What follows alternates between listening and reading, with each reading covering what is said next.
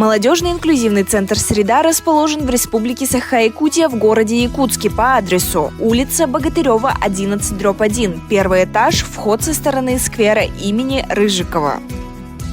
До объекта можно добраться на машине или автобусных маршрутах под номером 1, 4, 6, 14, 17, 108, 111.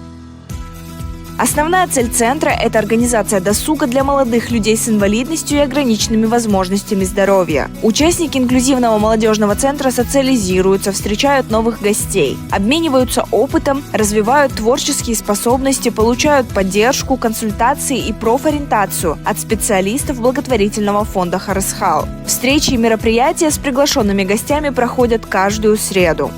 В центре имеется 2 ручных и 1 головной микрофон, 3 колонки, 2 светооборудования, 1 проектор и экран.